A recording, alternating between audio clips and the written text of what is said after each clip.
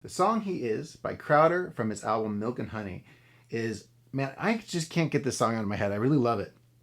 The lyrics are great. It's just a great proclamation of who God is.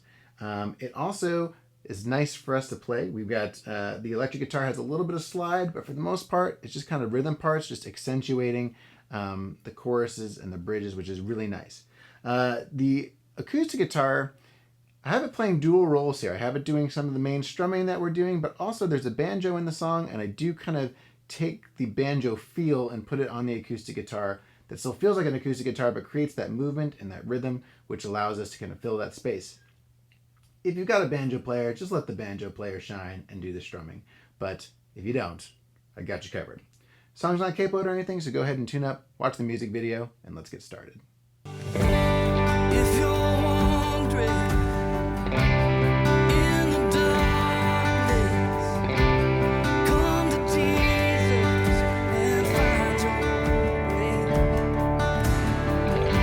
If you want freedom, need forgiveness, just come to Jesus and find His grace. Our acoustic is very important to the rhythm of this song, and it's our strum pattern is very simple. It's just a 16th note, 1 E and a 2 E and a 3 E and a 4 E and a. I've done that a million times.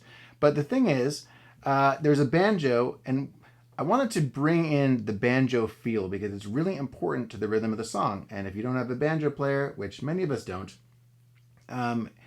you're going to want to have that thing. So what we had to do was I had to think through kind of like, what is that part and what is it doing? So technically the notes are going that kind of a thing. However, you end up losing the meat of the chord when you do that. And so the important thing is that it's creating movement. It's always going up to this 3rd fret here. And so what I decided to do was work with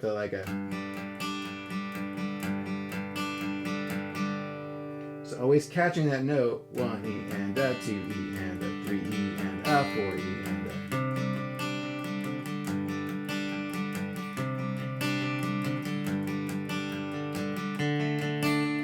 So you're always going to that, and then everything else is just making sure you hit your bass note.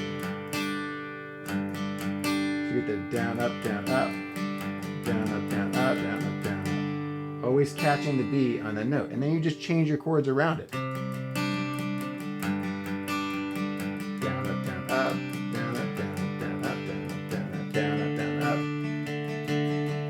Main thing is on that D chord to make sure that you don't need to worry about the suspended.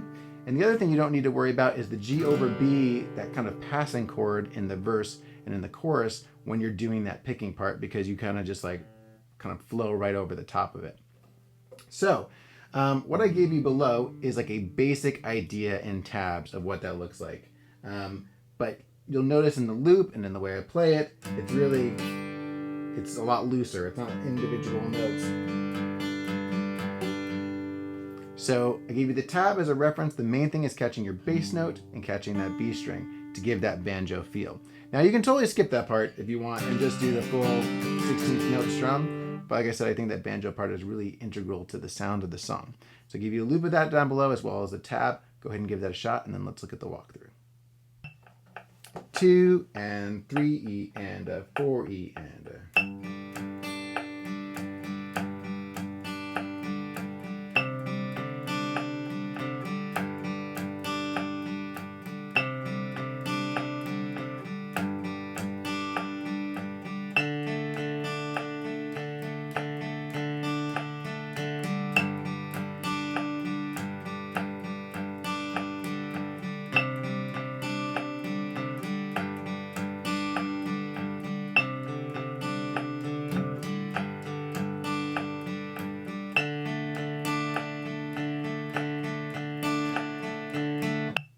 Two and 3 and 4